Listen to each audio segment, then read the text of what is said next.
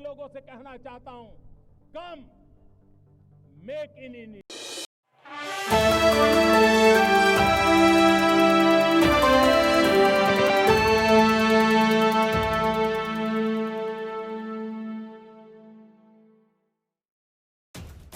चौथे चरण का चुनाव संपन्न होने के साथ ही अब पांचवें चरण की चौसर बिछ गई है। इस चरण की सीटों पर पक्ष और विपक्ष के बीच कांटे का मुकाबला देखने को मिलेगा। खासकर कम मार्जिन वाली सीटों पर कड़ी टक्कर होगी। पिछले चुनाव में पांचवें चरण की 14 सीटों में से 13 सीटों पर भाजपा ने जीत दर्ज की थी। पिछले चुनाव में भाजपा की जोरदार घेरेबंदी के बावजूद रायबरेली सीट पर कांग्रेस का कब्जा हो गया था, लेकिन इस बार वो कोई कसर नहीं छोड़ना चाहती।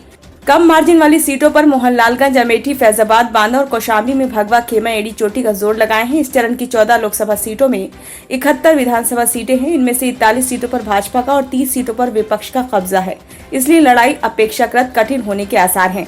इन 5 सीटों पर कम अंतर से जीती थी भाजपा। सीट वोट का अंतर: मोहनलालगंज 90,204, अमेठी 55,120, फैजाबाद 65,447, बांदा 58,938, कौशाम्बी 38,722। माना जा रहा है यदि पिछले चरणों की तरह पांचवें चरण में भी मतदान प्रतिशत में गिरावट रही तो इसका भाजपा को नुकसान उठाना पड़ सकता है। इसलिए भाजपा के सामने मतदान बढ़ाना ही एक ऐसा विकल्प है जिसके जरिए कम अंतर वाली सीटों पर कब्जा बरकरार रखा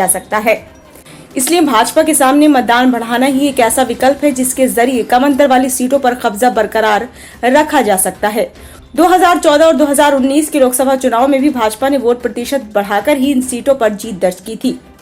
2009 में हुए लोकसभा चुनाव के आंकड़े बताते हैं कि उस चुनाव में मतदान का प्रतिशत काफी कम रहा है। इसका असर कई सीटों पर पड़ा, जिसका लाभ सपा, बसपा और कांग्रेस को मिला था। उस चुनाव में कई सीटों पर सपा ने बाजी मारी थी। अपनी परंपरागत सीट रायबरेली और अमेठी पर कब्जा बरकरार रखने के साथ कांग्रेस ने भी फैजाबाद, गोंडा, बाराबंकी और झांसी में जीत दर्ज कर ली थी।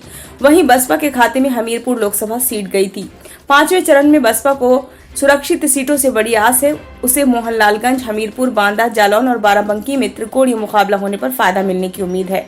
इसी वजह से पार्टी ने इन सीटों पर प्रत्याशी चयन में अपने सोशल इंजीनियरिंग के फॉर्मूले का बखूबी इस्तेमाल किया है।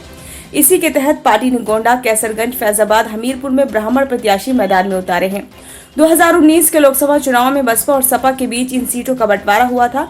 सपा के हिस्से में लखनऊ, बाराबंकी, फैजाबाद, कौशाम्बी, झांसी, गोंडा, बांदा सीटें आई थी, जबकि बसपा ने फतेहपुर, हमीरपुर, जालौन, मोहनलालगंज, कैसरगंज में चुनाव लड़ा था। अमेठी और रायबरेली सीट पर गठबंधन ने अपना प्रत्याशी नहीं उतारा था। बसपा भले ही इन सीटों पर फतेह हासिल नहीं कर सकी थी, लेकिन उसके प्रत्याशियों ने भाजपा को कड़ी चुनौती दी थी। इस बार बसपा इन सभी सीटों पर अकेले चुनाव लड़ रही है।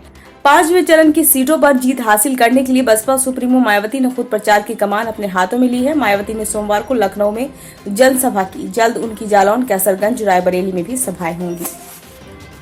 ब्यूरो रिपोर्ट, नई दिल्ली।